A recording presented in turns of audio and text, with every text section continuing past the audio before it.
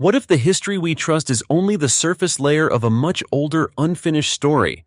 Across the world, archaeologists have uncovered objects and structures that simply do not fit the timelines we are taught to accept. A stone egg in North America drilled with machine-like precision. Egyptian carvings that resemble modern aircraft. A prehistoric creature that refuses every category of evolution. These are not isolated curiosities, they are anomalies, quiet physical contradictions buried in museums, stone, and sediment. If even a few of these discoveries are genuine, then the real question is not what they are, but what part of our past has been forgotten, ignored, or deliberately left out. Modern archaeology is built on timelines. Layers of soil are measured, dates are calculated, and history is arranged into a clean sequence, primitive to advanced, simple to complex. This structure gives us comfort. It suggests progress is linear and that the past is fully understood, cataloged, and closed. But scattered across the world are discoveries that do not cooperate with this order. They exist physically, measurably, and undeniably, yet they resist explanation. These anomalies are often dismissed as coincidences, misinterpretations, or outright hoaxes, not because they have been disproven, but because they introduce questions that established frameworks are not designed to answer. Archaeology, like any science, depends on patterns. When an object appears outside those patterns, it becomes easier to isolate it than to reconsider the system itself. What makes these discoveries especially unsettling is not their mystery alone, but their consistency. Again and again, we find the same themes repeating across continents and eras. Precision where crude tools were expected, complexity where simplicity was assumed, and evidence of planning, symbolism, or engineering long before such capabilities were believed possible. These are not legends passed down through myth. They are stone, metal, bone, and text, materials that can be touched, dated, and analyzed. Some challenge our understanding of human technology. Others question the linear model of evolution. A few suggest that knowledge may have appeared, peaked, and vanished more than once in our past. In several cases, the discoveries were not hidden in remote jungles or deep oceans, but found beneath cities, inside temples, or displayed openly in museums, quietly labeled, rarely discussed. It is important to be clear, this is not a rejection of science, nor an argument for fantastical explanations. The real issue is far more subtle. These discoveries reveal the limits of certainty. They expose moments where evidence exists, but conclusions do not. Where questions are real, but answers remain incomplete. History is not only written by those who survive, but by what survives. When civilizations collapse, their libraries burn, their technologies decay, and their knowledge fragments. What remains may look impossible only because the context that once explained it is gone. The following discoveries do not offer a single alternative history. Instead, they form a pattern, one that suggests the human story, and even the story of life itself, may be more complex, more fragile, and more interrupted than we have been taught to believe. And with that in mind, we begin with a small object found in the soil of North America, an artifact whose precision raises a question no timeline can easily answer. 1. The Lake Winnipesaukee Stone Egg. In the summer of 1872, laborers digging post holes near Lake Winnipesaukee in New Hampshire uncovered a small object that immediately stood out from the surrounding soil. It was not a tool, not a weapon, and not debris from any known settlement. What they found was a stone, smooth, oval, and carefully shaped, about the size of a chicken egg. At first glance, it appeared simple. Closer inspection revealed something far more troubling. The stone was polished to a level of smoothness rarely seen in prehistoric artifacts. Its surface was engraved with a series of symbols, human faces, geometric patterns, straight lines, and circular forms. None of these markings match the artistic language of Native American cultures known to have lived in the region. There were no comparable artifacts, no stylistic parallels, and no oral histories that could account for its presence. The deeper researchers looked, the stranger it became. Geological analysis showed that the stone was made of quartzite, a material not native to New Hampshire. This meant it had been transported from a distant location, possibly hundreds of miles away. Already, the artifact challenged assumptions about mobility and trade in ancient North America. But the most unsettling feature lay at its center. A narrow hole had been drilled straight through the stone from end to end. The interior walls of this hole were smooth, even, and perfectly cylindrical, characteristics consistent with a modern rotary drilling process. Yet the stone was buried deep in undisturbed soil, in a region where no ancient culture is believed to have possessed metal tools, let alone precision drilling technology. This single detail created a contradiction no one could easily resolve. If the hole was drilled using advanced tools, who made them? If it was drilled using primitive methods, how was such precision achieved? No experiment using known prehistoric techniques has successfully replicated the result. Some have suggested the object was a 19th century creation, perhaps dropped or planted. But this explanation fails to account for the depth at which it was found, the absence of modern tool marks, and the lack of motive or documentation. Others argue it was ceremonial, symbolic, or even decorative, yet that does nothing to explain the drilling itself. Today, the stone egg sits behind glass in a museum, labeled cautiously and without interpretation. It is neither classified as evidence of advanced technology nor dismissed as a hoax. It simply exists, quietly contradicting the timeline it was supposed to belong to. If an object this precise can appear in a context where it should not exist, then the question is no longer about the stone itself. The question becomes, how many similar contradictions have we already labeled as impossible and moved past without looking closer? 2. The Tully Monster, a creature that defies evolution. In 1958, an amateur fossil collector named Francis Tully was searching through shale deposits in Illinois when he uncovered something he could not identify. At first, it appeared to be another unusual fossil from the region's ancient seabeds. Illinois, after all, was once covered by shallow seas nearly 300 million years ago. But as scientists examined the specimen more closely, it became clear that this was not simply rare. It was fundamentally out of place. The creature, later named Tullimonstrum gregarium, commonly known as the Tully monster, measured about a foot in length. Its body was soft and tubular, resembling a worm or eel. Extending from its head was a long, flexible proboscis ending in a claw-like mouth lined with small, sharp teeth. But the most disturbing feature was its eyes. Instead of being positioned on the sides of its head, the eyes sat at the ends of a horizontal bar, projecting outward like small lamps on a stalk. No known animal, living or extinct, possessed this configuration. It was not just unusual, it was anatomically isolated. For decades, scientists debated where the Tully monster belonged on the tree of life. Some argued it was an invertebrate related to worms or mollusks. Others suggested it might be a distant relative of squids. Later studies proposed it was a primitive vertebrate, possibly related to early fish. Each theory initially seemed promising, and each eventually collapsed under closer scrutiny. Advanced imaging and microscopic analysis only deepened the mystery. The fossil appeared to contain structures resembling both vertebrate features, such as a notochord, and invertebrate traits, such as segmented soft tissue. It refused to commit to either side of evolution's dividing line, as if nature itself had produced an experiment that did not survive and left behind no descendants.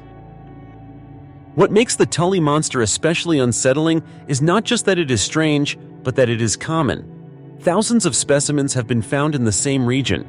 This was not a rare anomaly. It was a successful species, thriving in its environment for millions of years, before disappearing completely. If evolution is a branching tree, the Tully monster represents a limb that leads nowhere, a form of life that does not neatly connect to what came before or after. And if such a creature existed, thrived even, what does that say about how much of life's history has been lost?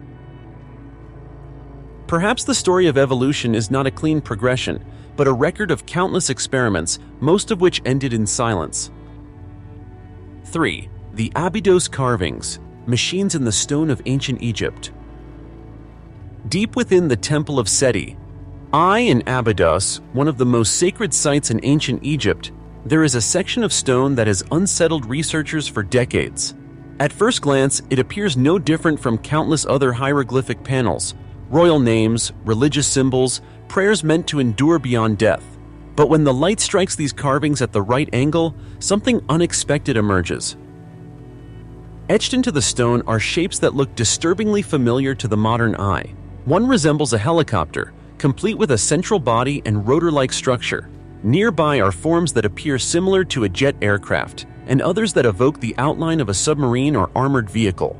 These images are not symbolic in the traditional sense. Their proportions and silhouettes align closely with mechanical designs that would not exist for another 3,000 years. Mainstream Egyptology offers a controlled explanation. According to this view, the carvings are the result of overlapping inscriptions from different dynasties. As older hieroglyphs were chiseled away and replaced, the combined outlines accidentally formed shapes that only resemble modern machines by coincidence. On paper, the explanation is reasonable. Yet standing before the carvings, the resemblance is difficult to dismiss. The lines are deliberate, the contours are balanced, and the images appear in a place of extreme importance. Abydos was not a common temple. It was believed to be the burial site of Osiris, god of the underworld. This was where the Egyptians recorded knowledge intended to survive death itself, messages for eternity, not casual decoration. This raises a troubling question. If these shapes are purely accidental, why do they appear in a sacred context tied to legacy and remembrance? And why do similar mechanical-looking forms appear in ancient art across different cultures, separated by vast distances and time? Some suggest the carvings reflect symbolic interpretations of divine power or mythological vehicles. Others propose a more unsettling possibility, that the Egyptians were depicting something they had seen, memories preserved in stone long after the original context was lost. There is no claim here of ancient helicopters or lost air forces. The real mystery is subtler. It lies in the persistence of imagery that seems to echo advanced technology long before such technology officially existed. If the past was as simple as we believe, these images should not exist at all. So the question remains, are we projecting modern meaning onto ancient symbols, or are these carvings fragments of knowledge from a time we no longer remember? 4.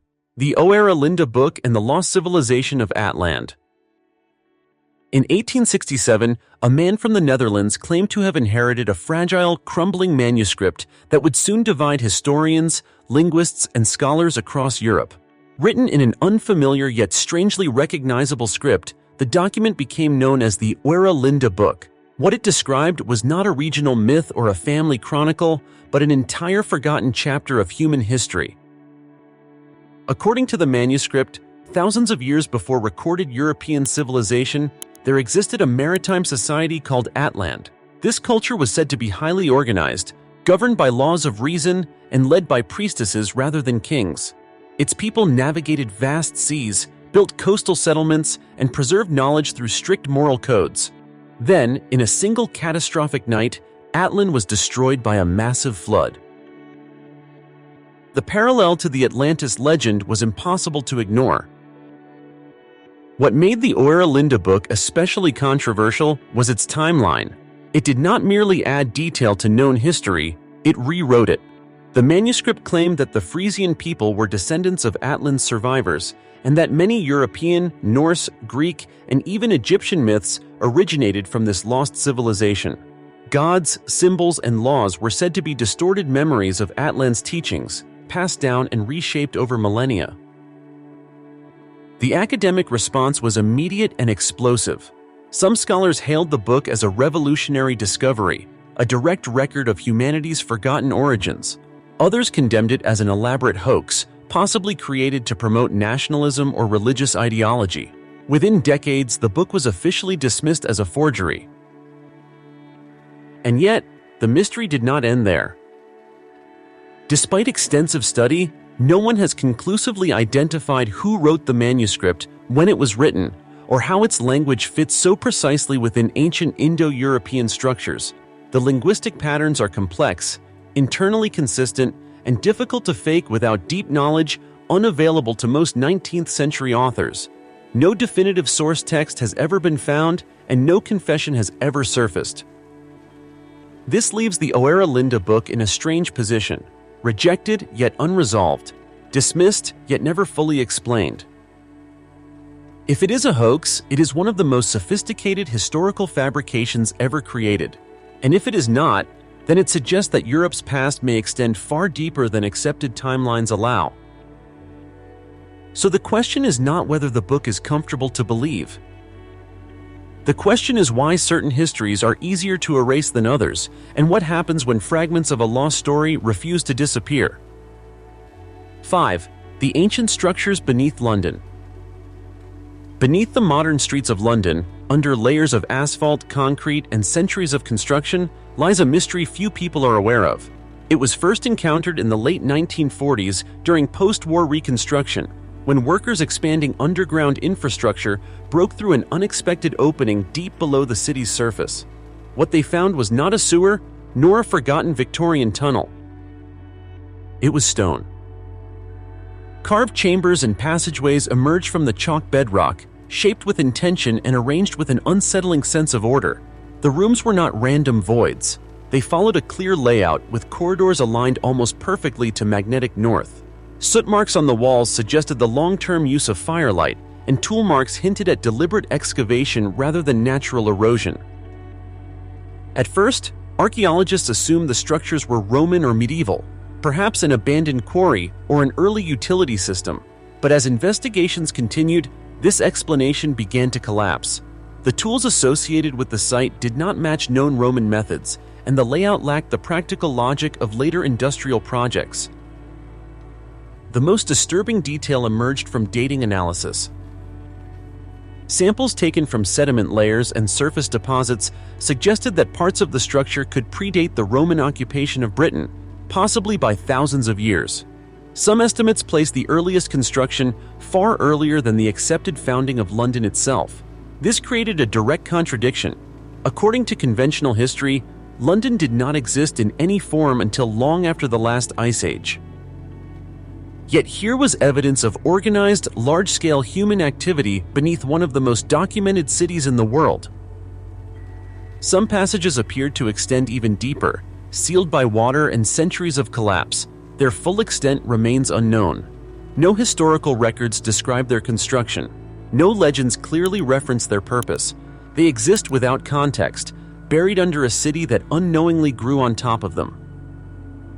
If these chambers were built before London had a name, who built them? And why here?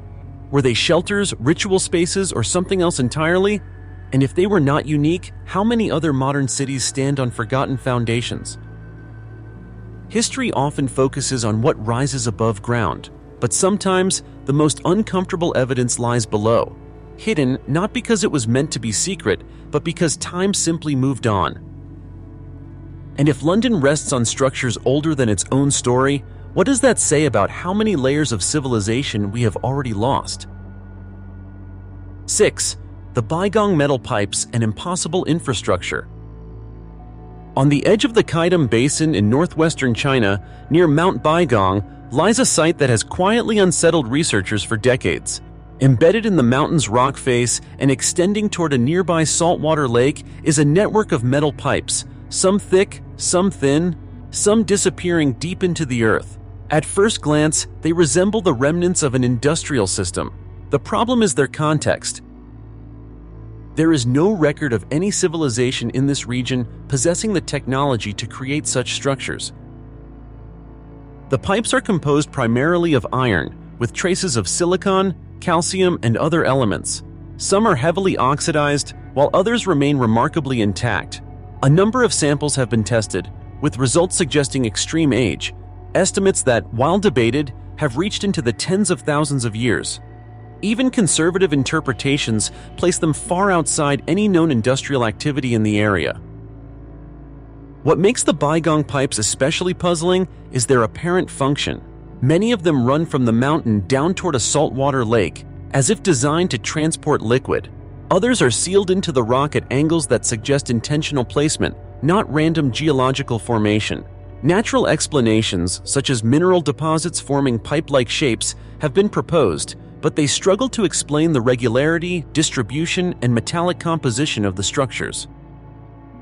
Equally troubling is the absence of context.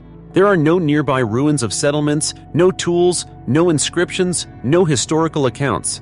If these pipes were part of a system, then the system itself has vanished completely, leaving behind only its most durable components.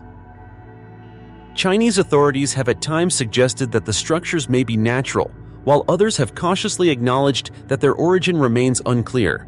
The site has even been labeled a tourist curiosity, a classification that conveniently avoids deeper questions. Tall. But the pipes themselves remain embedded in stone, defying simple categorization. If they are natural, they represent a geological process unlike any clearly documented. If they are artificial, they imply a level of engineering that does not align with any known culture in the region's accepted timeline. And this is where the discomfort lies. History relies on continuity, on the idea that technologies evolve visibly from simpler forms.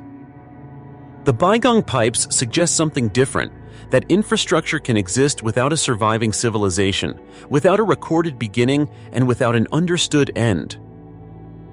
If an engineered system can be stripped of every trace except its skeleton, how many other technologies have vanished without leaving enough behind to be recognized? Perhaps the greatest mystery of Baigong is not what the pipes carried, but how easily an entire chapter of human activity can disappear, leaving only fragments we are unprepared to explain. 7. The Ubaid lizard people figurines. Long before the rise of Sumer, in the fertile lands of ancient Mesopotamia, archaeologists uncovered a collection of figurines unlike anything else from early human history. Dating back to the Ubaid period, around 5000 to 6000 BCE, these small clay statues depict humanoid figures with elongated heads, slanted eyes, and faces that resemble reptiles rather than humans. Some are shown standing upright, others are seated, a few are depicted holding infants. It is this last detail that has made them so difficult to dismiss. The figurines are clearly intentional. Their features are consistent across multiple sites, suggesting a shared symbolic language rather than artistic whim. Yet they do not resemble known depictions of gods, spirits, or ancestors from later Mesopotamian traditions, nor do they align with typical human representations of the time. Mainstream archaeology classifies them cautiously as symbolic or mythological figures, possibly priests wearing ritual masks or stylized representations of deities whose meanings were lost. This explanation is safe, but incomplete. Masks, for example, do not account for the anatomical consistency of the figures, especially the exaggerated cranial shapes and eye structures. And if they represent gods, why do they appear so early before complex pantheons had fully formed?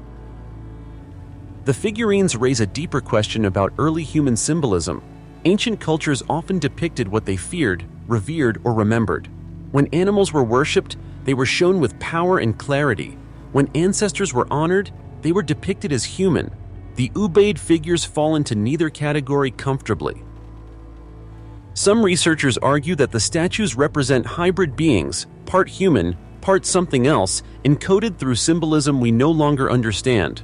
Others suggest they may reflect mythological narratives that predate written language, preserved only in form and posture.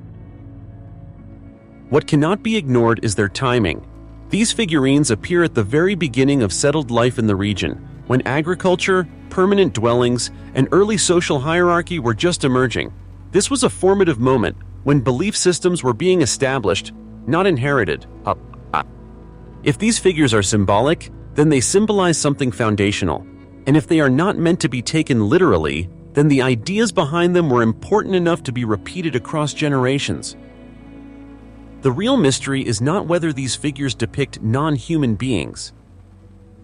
It is why one of humanity's earliest civilizations chose to remember something that did not look like itself.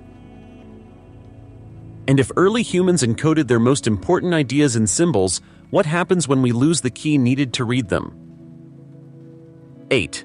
The Shigir Idol, a message from the end of the Ice Age. In 1890, deep within a peat bog in the Ural Mountains of Russia, miners uncovered a wooden sculpture unlike anything known at the time. Preserved by the oxygen-poor environment of the bog, the object stood over 5 meters tall when reconstructed. It became known as the Shigir Idol. At first, its age was underestimated. modern testing would later reveal something extraordinary. Radiocarbon dating confirmed that the Shigear idol is approximately 12,000 years old, making it the oldest known wooden sculpture in the world. This places its creation near the end of the last ice age, thousands of years before agriculture, writing, or large-scale settlements were believed to exist in the region. The idol is carved with a series of geometric patterns, zigzags, straight lines, and repeating motifs running along its length. Embedded within these designs are multiple stylized faces, stacked vertically, each with distinct expressions. The carving is precise, deliberate, and symmetrical. This is not decorative art. It is structured. What unsettles researchers is not just the age of the idol, but the complexity of its symbolism. Societies of the time are typically described as small groups of hunter-gatherers, focused primarily on survival. Yet the Shigear idol suggests abstract thinking, symbolic communication, and the transmission of ideas across generations. Some archaeologists propose that the carvings represent a cosmology, a map of the world divided into layers, spirits, or realms. Others suggest it may encode myths, laws, or warnings. There is even debate over whether the faces represent ancestors, deities, or concepts rather than individuals. No written language exists to guide interpretation. Whatever message the idol carried, it was meant to be understood visually, not read. This implies a shared cultural knowledge, stable enough to persist without writing. The idol also implies organization. To create an object of this scale and precision, there must have been skilled artisans, planning, and a reason to invest significant time and resources into a symbolic structure rather than immediate survival. If people 12,000 years ago were capable of this level of abstraction, then our assumptions about the cognitive limits of early humans are incomplete. The Shigear idol does not rewrite history by offering answers. It does something more unsettling. It demonstrates that complex thought existed far earlier than expected, and that entire symbolic systems may have risen and vanished without leaving a trace. If meaning once existed in these lines and faces, then the loss is not the object itself, but the understanding it was meant to carry forward. 9. The Longyu Caves, a megaproject with no history. In 1992, a farmer in Zhejiang Province, China, decided to drain a small pond that locals believed was bottomless. When the water receded, it revealed the entrance to a vast man-made cavern. What followed was one of the most puzzling archaeological discoveries in modern China, the Longyu Caves.